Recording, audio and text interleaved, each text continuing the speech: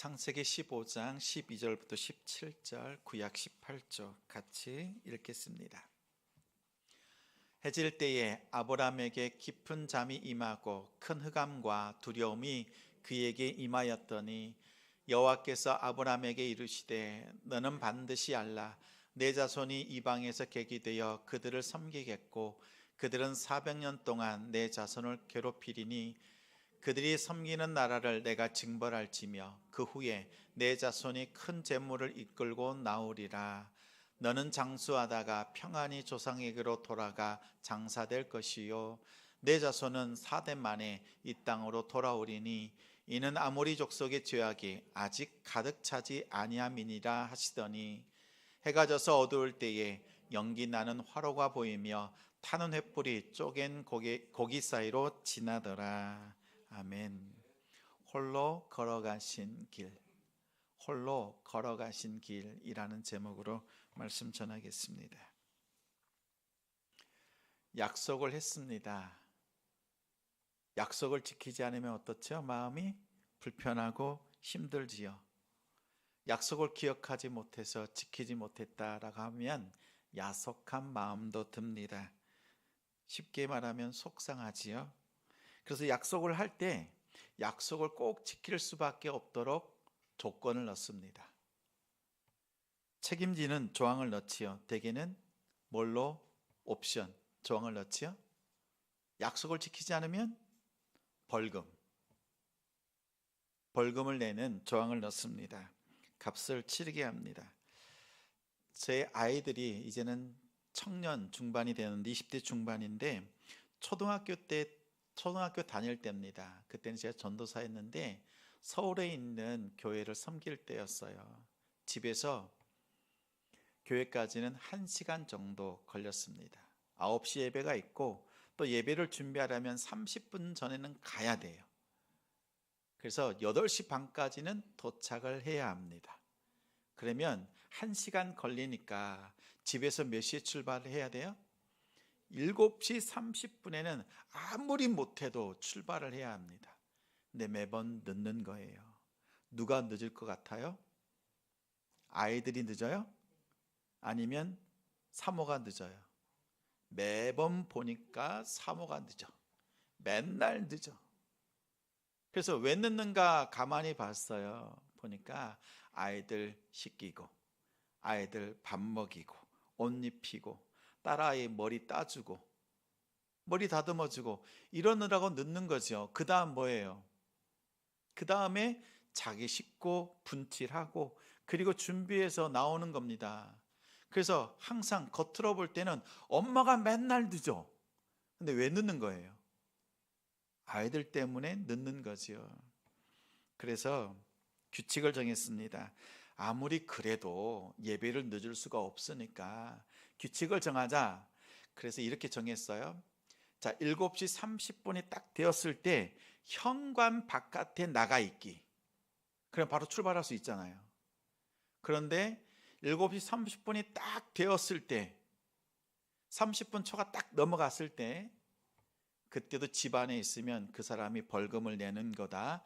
벌금 10,000원을 걸었습니다. 당시 아이들의 벌금이 용돈이 2,000원, 3,000원 정도였어요. 근데 10,000원이면 3배, 5배 되는 거잖아요. 어마어마한 벌금이 걸렸죠. 그 다음 주 어떻게 됐겠어요? 10분 전부터 알립니다. 자, 늦으면 벌금 10,000원이다. 제가 얘기하는 거죠. 난리가 나. 우당탕탕. 그 다음 주에 늦지 않고 예배 드렸습니다. 그 다음 주에도. 그런데 얼마 가지 못해서 한 사람이 늦었어요. 사모가 늦었습니다. 그래서 벌금 내라. 10,000원을 벌금을 받았지요. 그랬더니 누가 기분 나빠해요? 아들, 딸이 기분 나빠합니다. 엄마가 늦었는데 왜 저한테 기분 나빠하는지 모르겠어요. 근데 저한테 막 기분 나빠합니다. 또 그 다음 어느 날은요, 아이들이 늦었어요. 엄마 아빠 나가 있는데 애들이 늦은 거예요. 벌금을 내라. 울고 불고 난리가 났습니다. 이렇게 해가지고 오늘 예배 드리기는 참 어렵겠다 이럴 정도로. 근데 벌금을 거둔 거지요. 근데 이렇게 규칙을 정한 이유가 있잖아요. 아이들에게 예배를 준비할 때 늦지 않고 예배할 수 있도록, 좋은 습관을 들일 수 있도록, 행동을 갖출 수 있도록 그렇게 규칙을 정한 겁니다. 그런데 이제 저도 시간을 보잖아요. 다 준비하고 시간이 7시 29분 되면 저도 가방을 들고 현관문 바깥으로 나갑니다. 그런데 그날따라 엄마하고 아이들이 다 나가 있어요. 제가 맨 마지막 늦은 거예요. 근데 아직 29분이잖아요. 그래서 나가면 되니까 딱 나갔는데 구두 2짝이 있어야 되는데 한 짝이 안 보여. 구두가 하나가 어디 갔지? 찾는데 없는 거예요. 시간이 30분 딱 되자마자 아빠 벌금 이런 거예요.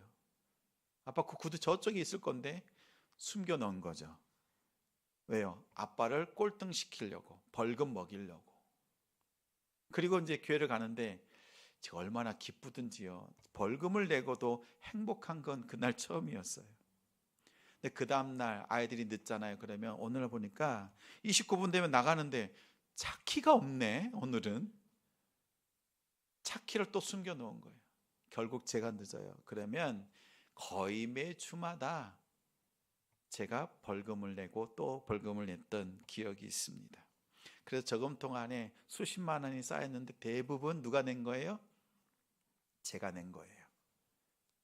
그런데 벌금을 내면서 기쁜 거예요. 규칙을 정할 때는 아이들한테 좋은 습관을 들일 수 있도록 또 좋은 행동을 할 수 있도록 유도하기 위해서 그 규칙을 만들었는데 한 가지 덤으로 얻은 게 있어요. 뭘 얻었어요? 벌금을 내면서 아이들과 이 상황을 즐겁게 누릴 수 있는 행복을 덤으로 주신 거였어요. 그래서 그것을 모아서 나중에 우리 가족들이 여행을 가거나 뭐 할 때 맛있는 거 나눠 먹자. 누가 다 낸 거예요? 아빠가 낸 거예요. 아빠가 다 책임지고 다 냈던 거예요. 자, 하나님께서 우리에게 말씀해 주세요. 그 말씀은 우리를 억제하는 게 아니에요. 옳아매는 것이 아니에요. 우리를 괴롭히기 위한 것이 아니에요. 그런 목적이 있어요. 2가지 목적이 있어요. 그것을 통해서 우리에게 말씀을 통해서 우리에게 바람직한 행동으로 나오도록 붙잡으시는 게 있어요. 그리고 한 가지는 그 행동을 통해서 더 나아가기를 원하시는 하나님의 뜻이 있습니다. 자, 무엇인가 문제가 있을 때 하나님 앞에 나아가게 되지요. 오늘 말씀해 보니까 아브라함이 문제가 있어요. 어떤 문제가 있었어요? 결혼했어요. 부자입니다. 그냥 아브라함과 사라 둘이 있는 게 아니에요. 종이 수십 명이에요. 재산이 많아요.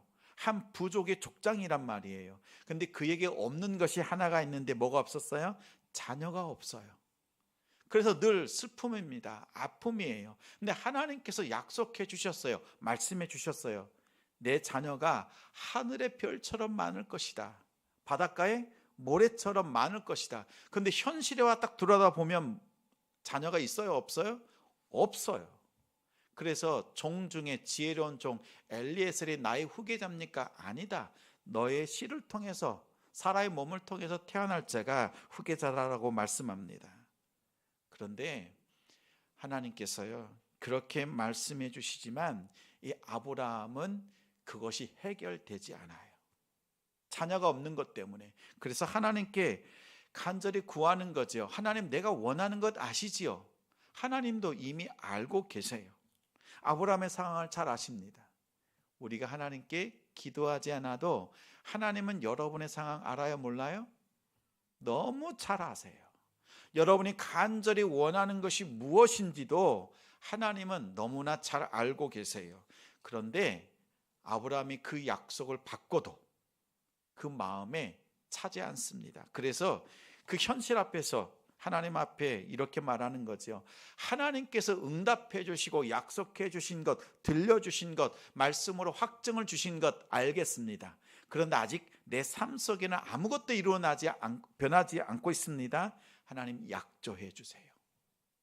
말씀으로 응답해 주시는 것을 떠나서 계약서를 쓰는 것처럼 저에게 표징을 주십시오 라고 말하는 거지요.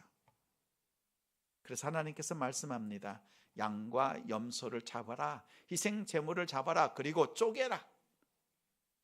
비둘기까지 잡아서 두었습니다. 그리고 하나님이 아브라함이 깊이 잠들게 하셨어요. 이 잠들었다는 것은 푹 잠잤다는 것이 아니라 황홀 중에 하나님의 음성을 들을 수 있도록 인도하셨다라는 겁니다. 그리고 하나님이요, 잠든 그 아브라함을 향해서 말씀하신 것이 오늘 본문 말씀이에요. 하늘의 별처럼 바닷가의 모래알처럼 큰 민족이 되게 하는데 너희를 괴롭히는 민족이 있을 것이다. 그러나 400년 뒤에 이끌고 나올 것이다 라는 거예요. 그리고 이 땅, 이 가나안 땅으로 다시 돌아오게 하신다는 약속의 말씀입니다. 이 약속의 말씀을 주시고 난 뒤에 이제는 그 언약을 체결하는 방식이요, 쪼개 놓은 짐승들 사이로 그 계약을, 약속을 하는 두 사람이 지나가는 거예요. 보증을 하는 거죠. 만약 이 약속을 두 사람 중에서 누구라도 언약을 깨뜨리면 이 짐승들처럼 죽임을 당할 것이다 라는 거예요. 이 약속을 어기면 안 되는 거죠. 근데 하나님께서 어떻게 하세요? 아브라함을 잠들게 하셨어요. 그 언약의 장소로 부르셨고 잠들게 하셨어요. 그 다음에 하나님이 홀로 불이 되어서, 횃불이 되어서, 타는 불이 되어서 그 재물 사이를 지나가신 겁니다. 하나님께서 홀로 걸어가셨어요. 하나님께서 홀로 걸어가셨어요. 하나님이 아브라함을 데리고 동행하신 것이 아니라 혼자 이 길을 걸어가신 이유가 있습니다. 하나님께서 아브라함을 어떻게 부르셨어요? 문제를 주었잖아요. 그렇죠? 자녀가 없는 인생의 문제, 자녀가 없으니 자신의 앞으로의 미래 또한 없는 거지요. 자신의 가문이 여기서 끝나는 거예요. 근데 이 두려움 속에서 이 문제를 가지고 하나님 앞에 나오게 하는 겁니다. 인생의 고난, 또 문제들을 끌어안고 살아가는 사람들이 있습니다. 문제 앞에서 살아가요. 근데 우리는 어디 앞에서 살아요? 문제를 가지고 십자가 앞으로 나아가는 것이 성도입니다. 여러분, 예수 그리스도 믿지 않는 사람들은요, 세상에서 문제를 끌어안고 자신이 얻고자 하는 것을 끌어안고 그 문제 앞에서, 고통 앞에서 절규하는 것이 믿지 않는 사람들의 삶이에요. 그러나 예수님 믿는 사람들은 문제를 가지고 십자가 앞으로 나아가는 사람들이에요. 아브라함은 그 고난 그리고 그 자녀의 문제를 가지고 십자가 앞으로 나왔지요. 하나님 앞으로 나왔던 겁니다. 지난주에 제가 잘 아는 후배를 만났습니다. 카이스트 박사예요. 코딩 전문가입니다. 요즘 붐이 일고 있죠. 근데 파이썬이라고 하는 그 프로그램의 대가 중에 대가예요. 대학원에 가서 강의를 해도 되는 그런 아주 뛰어난 인재입니다. 예를 든다면 코딩 프로그램을 짤 때 10줄, 100줄 이렇게 보통 사람들이 이렇게 프로그래밍을 해요. 로직을 짜요. 그런데 이분은 한 줄이면 끝낼 정도로 아주 프로그래밍의 대가입니다. 그런데 이 친구가 저랑 얘기를 나누면서 고민을 얘기합니다. 무슨 문제를 풀려고 하면 그 문제를 붙잡고 씨름한다는 거예요. 하루 이틀, 때로는 휴가를 막 내서라도 그 문제를 풀고자 애쓰는 거예요. 근데 문제가 안 풀린대요. 그러면서 자기가 겪는데요. 야, 아무리 배워도 시간이 지나도 이런 문제가 안 풀리는데 어떻게 하지? 근데 문제 앞에서 자신이 초라하다는 것을 깨닫는데요. 그런데 어느 날 그 고심했던 문제가 번뜩이는 아이디어가 떠오르고 그 문제가 풀릴 때요, 거기서 오는 기쁨이 이루 말할 수 없더라는 겁니다. 그러면서 저한테 대뜸 갑자기 묻는 거예요. 선배님은 혹시 그러세요? 뭐가요? 그랬더니 하나님께 기도할 때 이러지 않을까? 자기가 생각해 봤다는 거예요. 그러면서 교회 다니는 사람들이 하나님께 기도할 때 이런 마음이지 않을까요? 이러면서 저한테 묻는 거였어요. 사실 이 친구는 제가 올 해에 이 자리에 와서 같이 예배하고 싶은, 그리고 몇 해 동안 기도하면서 전도하고 싶은 친구거든요. 한 번은 이 자리에서 함께 하나님 앞에 예배드리고 싶다, 그 마음으로 기도하고 있는 친구인데 마침 저에게 그 질문을 한 거죠. 그래서 그 친구에게 답을 했습니다. 맞아요. 우리가 문제를 가지고 하나님 앞에 나아갑니다. 그러면 그 문제가 뭐예요? 자녀의 문제죠. 질병의 문제죠. 일터의 문제, 관계의 문제, 남편, 아내, 우리 여러 가지 문제들이 있어요. 근데 그 문제를 가지고 나아가는 거예요. 어디 앞에요? 하나님 앞에. 십자가 앞에 가는 거예요. 근데 크리스찬들은 다르다라고 했어요. 뭐가 다르냐? 문제를 가지고 막 씨름하잖아요. 문제라고 하는 기둥을 붙잡고 막 씨름하다 보면 이 문제의 기둥이 뭘로 바뀌어 있어요? 십자가로 바뀌어 있는 것을 경험해요. 내가 문제를 가지고 시작했는데 내가 지금 씨름하다 보니까 이 문제가 십자가 앞에 예수 그리스도 앞에서 해결되어지고 있다는 것을 깨달으면서 놀라는 거예요. 이것을 나눴어요. 그랬더니 이 친구가 하는 말, 정말 그렇군요. 덧붙여서 제가 나눈 이야기 이겁니다. 그 문제를 어떻게 해결할 수 없어서 내가 너무나 초라해지고 이것밖에 안 되는구나 이러다가 십자가 앞에서 그 문제가 해결되어지고 하늘에서 부어지는 그 평강을 통해서 마음이 평안을 누릴 때 이루 말할 수 없는 기쁨이 있다.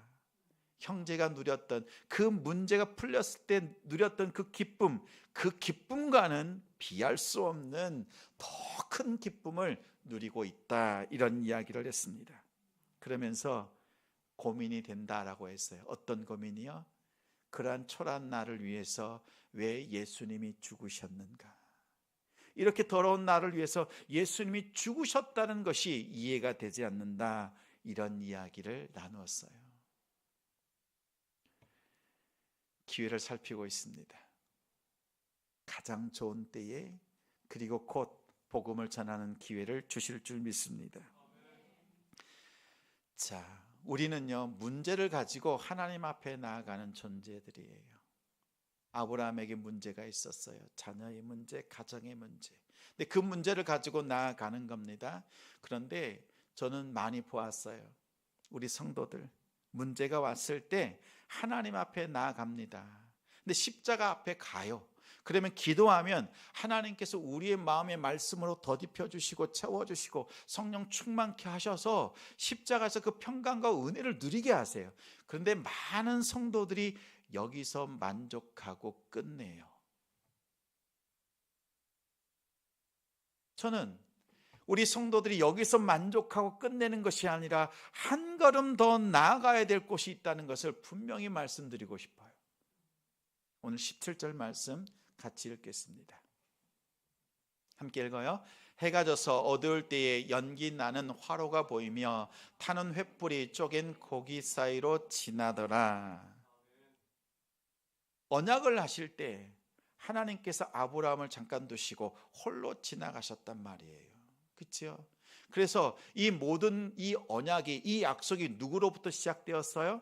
하나님으로부터 시작되었고, 이 약속 400년 후에 큰 민족을 이뤄서 출애굽할 것이라고 하는 그것을 성취하시는 분도 누구예요? 하나님. 이 약속이 하나님으로부터 시작되었고 하나님이 완성시키신다라는 것을 보여주시는 거예요. 그 책임이 누구한테 있다는 거예요?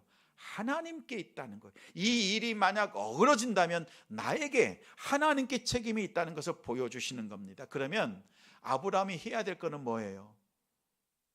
하나님이 그러한 능력이 있다는 분 알죠. 그래서 그 하나님 앞에 문제를 가지고 와서 엎드리는 거예요. 그걸 뭐라 그래요? 믿음이라는 거잖아요. 하나님께서 이 문제를 해결할 능력이 있으시다라는 거죠. 그것을 우리가 바라보는 것이 믿음이지요. 그래 안 그래요? 여러분이 가지고 있는 그 문제들, 어려운 것들, 막혀 있는 것들 해결해 줄 수 있는 분이 누구세요? 하나님이세요. 그 하나님을 바라보는 것이 믿음이에요. 그래서 그 문제를 가지고 하나님을 바라보면서 십자가 앞에 오는 거예요. 그 십자가 붙들면서 감격하는 거지요. 하나님께서 이 문제를 해결하실 수 있다는 것을 깨닫고, 나는 할 수 없지만 주님은 하실 수 있다는 것을 깨닫고 엎드리는 거지요. 그러면 이 믿음이라고 하는 것은 우리 입장에서 봤을 때는 뭐예요? 전부예요. 처음에는 하나님을 조금 조각조각 알다가도요, 십자가를 붙잡고 나아갈 때는 마음을 다해서 하나님 앞에 나아갑니다. 사생결단하고 나아가요. 이 믿음을 드린다고 하는 것은 우리의 전부를 하나님께 드린다는 거예요. 그런데 하나님의 입장에서 볼 때 우리의 믿음은 얼마나 될까요? 전부일까요? 아니면 아주 조그만한 겨자씨 같은 걸까요? 하나님의 입장에서 볼 때 우리의 믿음, 우리는 분명 믿음을 다해서 하나님 앞에 다 드려요. 근데 하나님 입장에서는 우리의 믿음이 얼만큼 될까요? 얼만큼 될 것 같아요? 겨자씨만한 믿음 1%라도 될까요? 아주 작은 거예요. 근데 하나님 우리에게 말씀하시는 거예요. 너희는 나에게는 1%밖에 되지 않은 너의 전부를 담은 그 믿음을 나에게 달라는 거예요. 우리는 전부를 드렸지만 하나님의 앞에서는 1%도 안 되는 거예요. 근데 나머지 99%는 누가 채우신다는 거예요? 너희는 나에게 1%만 달라는 거예요. 너의 마음 조금만이라도 나에게 준다면 너의 모든 것 나머지 99%는 누가 채우신다? 하나님이 채우신다는 거예요. 오늘 말씀이 그거예요. 아브라함아, 너는 문제를 가지고 내 앞에 나왔느냐, 십자가 앞에 나왔느냐, 그러면 너의 믿음을 통해서 나머지 99%는 내가 일하겠다, 내가 채우겠다라는 거예요. 자, 그러면 우리는 하나님 앞에 드려야 될 게 뭐예요? 믿음이잖아요. 그렇죠? 이 믿음을 하나님 앞에 드리는 여러분들 되기 바랍니다. 하나님께서 홀로 그 일을 감당하셨어요. 또 하나님이신 예수 그리스도께서 홀로 걸어가신 길이 있지요. 어떤 길입니까? 십자가죠. 십자가. 십자가는 어떤 길이지요? 저와 여러분의 죄를 대신 감당하신 길이지요. 그렇죠? 예수님이 왜 죽으셨어요? 우리의 죄 때문에 예수님께서 죽으셨어요? 50점짜리죠. 예수님이 한낱 우리의 죄 때문에, 여러분의 죄 때문에 죽으신 것이 아니라 하나님께서 여러분을 사랑하셔서 죽으신 겁니다. 얼마나 내가 너를 사랑하는지 아니? 이것을 보여주신 길이 십자가예요. 그래서 아무리 말씀으로 전해도, 선지자를 보내도 그것을 깨닫지 못하니까 그것을 보여주시기 위해서 예수님이 오셨잖아요. 오셔서 그 길을 홀로 또 걸어가셔요. 그 길이 십자가예요. 그것을 보여주신 거예요. 근데 제자들을 부르셨어요. 3년 가르쳤어요. 십자가의 길을 걸어갈 때 제자들은 다 도망갔어요. 다 흩어졌어요.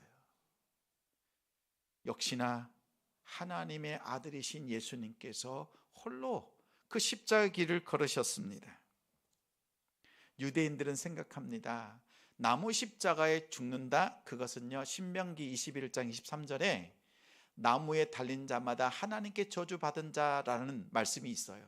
그래서 예수 그리스도를, 예수님을 그토록 나무 십자가에 못 박고 싶었던 거예요. 자, 봐라, 예수는 나무에 못 박힌 자, 하나님께 저주받은 자이지 않느냐라는 거였죠. 로마 병사들은 뭐예요? 예수님이 임금이라고 하잖아요. 그 당시 임금이 누구예요? 로마의 황제잖아요.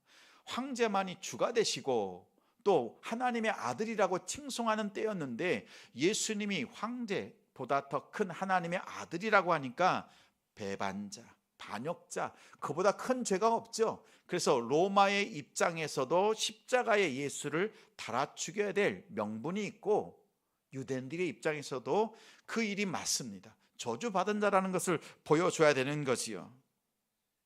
그렇게 예수님을 십자가에 매달았던 겁니다. 그러나 예수님께서는 하나님께서 우리를 얼마나 사랑하시느냐, 이것을 보여주시기 위해서 홀로 그 십자가의 길을 걸으셨던 거예요. 자, 그러면 우리가 세상의 문제를 가지고 십자가 앞에 나왔습니다. 그럼 우리가 십자가를 바라보면서 우리가 해야 될 일이 있어요. 진짜 성도는요, 십자가 앞에서 엎드려 있는 성도가 아니라 진짜 해야 될 일이 있어요. 사도 바울이 우리가 가야 될 그 길을 보여주고 있습니다. 우리 말씀을 함께 찾아보겠습니다. 성경을 한번 펼쳐보세요. 갈라디아서 2장 20절 말씀입니다. 혹시 어플로 찾으시는 분은 휴대폰 어플로 찾으시고 2장 20절을 캡처해 놓으시기 바랍니다. 그리고 우리 성경을 찾으시는 우리 성도들은 이 책갈피를 꽂아 놓으시면 좋겠어요. 갈라디아서 2장 20절 신약 304쪽입니다.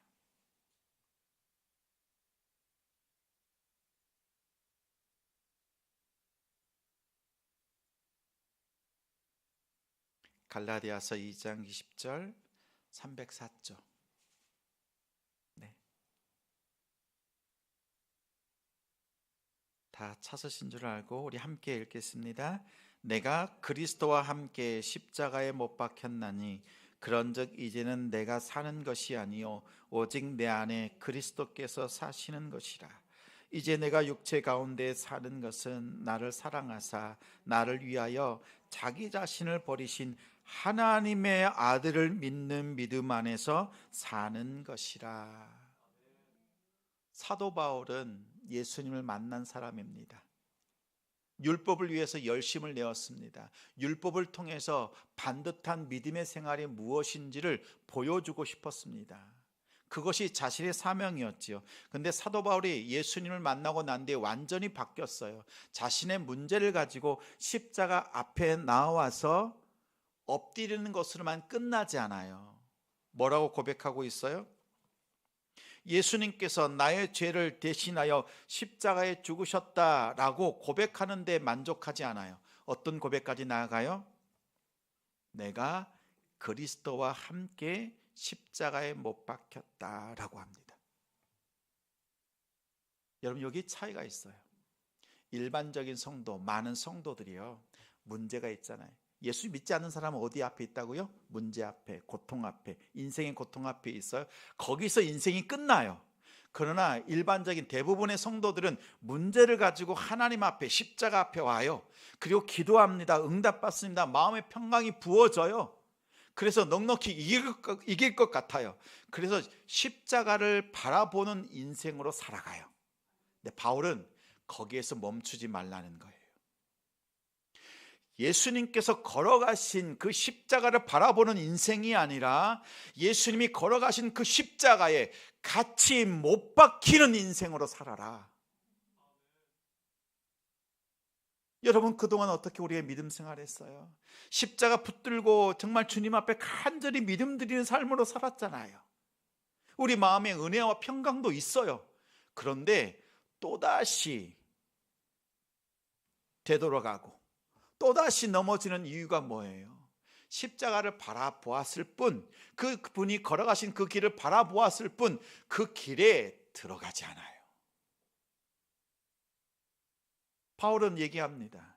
나는 십자가를 바라보는 자가 아니라 예수 그리스도와 함께 십자가에 못 박힌 자다. 십자가 바깥에 있는 것이 아니라 십자가 안으로 들어가는 거예요. 그래서 내 안에 그리스도께서 살아계시고 또 그리스도 안에 내가 살아있는 그 은혜와 복, 그 행복을 누리는 거예요. 앞서서 말씀드린 것처럼 아이들이 규칙을 통해서 좋은 행동을 갖게 하는 거 맞아요. 그 문제를 가지고 좋은 행동을 하나님 앞에 나와서 기도하는 그 모습 잘 하고 계신 거예요. 잘 하고 계신 거예요. 그런데 거기에서 멈추는 것이 아니라 십자가 안으로 들어가는 데까지 나아가셔야 돼요. 그 일이 제자 훈련입니다.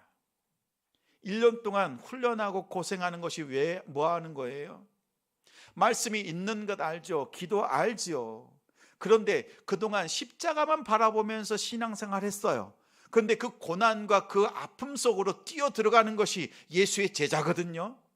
그 40주 동안요, 우리 성도들과 함께 말씀 깨닫고 나누고 그 안에서 눈물 짓고 하나님의 역사를 나누면서 조금 배운 것이 1년 동안의 제자 훈련입니다. 조금 배웠어요. 십자가 앞에 엎드리는 자리에서 십자가 안으로 들어가는 자리, 이것을 배우는 것이 제자 훈련이에요. 저는 우리 성도들이 십자가를 바라보는 그 신앙에 머물지 않고요, 바울의 고백처럼 내가 그리스도와 함께 십자가에 못 박혔나니 십자가의 그 길, 주님이 홀로 걸어가신 그 길을 여러분도 같이 걸어가는 정말 예수의 제자 되길 바랍니다. 1년 동안 배워도 잘 안 변해요. 그런데 어떤 길로 걸어가야 되는지를 조금 경험해요. 그리고 그 길을 내딛도록 하는 것이 제자 훈련입니다. 오늘 말씀 후에 제자 훈련 수료식이 있어요. 마지막 시간에 나눴어요. 훈련이 끝나는 것이 아니라 이제 시작입니다. 권사님, 집사님, 성도님, 끝난 것이 아니라 이제 시작입니다. 예수의 제자로 살아간다는 것은 그동안은 십자가 바라보는 것, 그것으로 만족했고 다 했다라고 생각했지만 정말 제자는 그 십자가 안으로 들어가는 거예요. 주님이 못 박히신 그 현장에서 같이 아파하고 같이 고통당하고 그 어려움 속에서요, 하나님 속에 있는 하나님이 주시는 그 진정한 행복을 경험하는 것, 하나님 앞에 우리의 믿음의 행위를 가지고 엎드릴 수 있는 그것도 잘한 것이지만 그것을 통해서 하나님이 주시고자 하는 참된 행복을 누리는 것, 그건 뭐예요?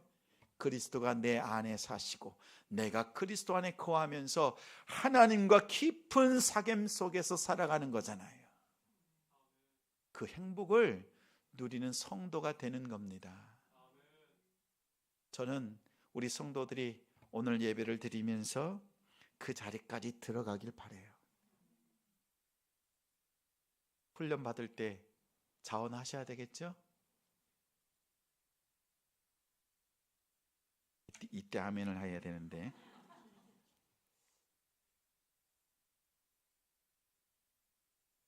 저는 이 꿈이 있어요. 여러분과 함께 뒹굴 거예요. 그리고 오는 한 주간 동안 기도할 때 이 마음이 들었어요. 내가 지금 어디에 있는가? 지금 문제 앞에서 막 신음하고 있는가? 아니면 십자가 앞에서 내가 하나님 앞에서 이렇게 살고 있는가? 아니면 내가 십자가 안으로 쑥 들어가서 그 사역을 하고 있는가? 주님이 기뻐하시는 일들, 주님과 충만히 교제하면서 이 사역을 하고 있는가? 돌아보니까요, 어디예요? 여기가 아닌 거예요. 그래서 기도해야 되겠다. 하나님 앞에 내 마음을 드리고 정말 밤새 고민하면서 하나님 앞에 씨름하듯이 기도해야 되겠다. 사실은 놀려고 휴가를 뺐는데 이 마음이 부어져서요, 기도해야 되겠다, 기도원 가야 되겠다, 이 마음이 들었던 거예요. 그랬더니 사모가요, 혼자 다녀오세요, 허락해 주더라고요. 그래서 이번 한 주간 기도로 나아갑니다. 우리 성도들이 권합니다. 문제 앞에서 씨름하지 마십시오. 문제를 가지고 십자가 앞으로 나오십시오. 그동안 잘 하셨어요. 그런데 십자가 앞에서 내가 기도한 것으로 만족하고 끝난 게 아니라 이제는 그리스도 안에 십자가로 쑥 들어가서 그리스도로 살아가시는 우리 성도들 되시기 바라요. 이 좋은 믿음의 삶도 중요하지만 하나님께서 여러분이 궁극적으로 주고자 하시는 것은 하나님 안에서의 이 복이에요. 이 행복을 누리시는 우리 성도들 되시기 바랍니다. 그럴 때요, 이런 고백을 할 수 있어요. 이 자리에 나아갈 때 주여 이제 나를 사용하여 주옵소서. 그리고 우리 교회를 사용하여 주옵소서, 이 고백을 할 수 있습니다. 주님이 홀로 걸어가신 그 길에 우리 성도들이 함께 걷는 우리 복된 가정, 우리 교회가 되기를 주님의 이름으로 축원합니다.